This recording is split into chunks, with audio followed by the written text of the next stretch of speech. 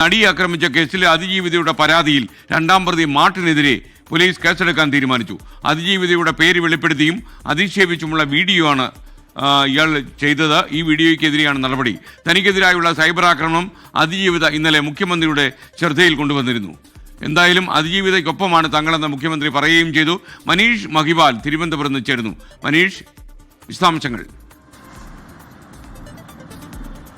ഈ കേസിലെ രണ്ടാം പ്രതി ബാർട്ടിനെ നിലവിൽ കോടതി 20 വർഷത്തേക്ക് തടവ് ശിക്ഷ വിധിച്ചിരിക്കുകയാണ്. അടുത്ത ദിവസം കോടതിയിൽ ഈ തടവ് തടഞ്ഞുകൊണ്ട് ഇത് തടവ് റദ്ദാക്കണമെന്ന് ആവശ്യപ്പെട്ടുകൊണ്ട് ഈ പ്രതി തന്നെ ഒരു ഹർജി കോടതിയിൽ കൊടുക്കാനിരിക്കുകയാണ്.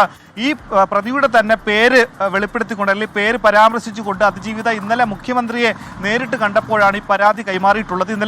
ഇന്നലെ സർക്കാരിന്റെ അതിജീവിത എത്തി. ഒപ്പം തന്നെ മുഖ്യമന്ത്രിക്കൊപ്പം കൂടിക്കാഴ്ച നടത്തിയത് 20 മിനിറ്റോളം ക്ലിഫ് ഹൗസിൽ വെച്ചായിരുന്നു. അപ്പോഴാണ് അതിജീവിത താൻ നേരിടുന്ന ഇത്രയും കാലയളവിൽ താൻ നേരിട്ട സൈബർ അധിക്ഷേപങ്ങൾ, ഒപ്പം തന്നെ അതും വളരെ ഗൂഢാലോചന പൂർവ്വം തൻ്റെ പേര് വെളിപ്പെടുത്തിക്കൊണ്ടും തനിക്കെതിരായ തെറ്റായ വിവരങ്ങൾ പ്രചരിപ്പിച്ചുകൊണ്ടും വ്യക്തിപരമായ കാര്യങ്ങളൊക്കെ തന്നെ പ്രചരിപ്പിച്ചുകൊണ്ട് വീഡിയോ അടക്കം തൻ്റെ പേര് വിവരങ്ങളടക്കം മനസ്സിലാകുന്ന തരത്തിൽ ഈ രണ്ടാം പ്രതി മാർട്ടിനും ഒട്ടേറെ ആളുകളും വളരെ ഗൂഢശ്രമം എന്ന രീതിയിൽ സമൂഹ മാധ്യമങ്ങൾ ഇങ്ങനെ ഉപയോഗിക്കുന്ന വിവരം കൈമാറിയത്.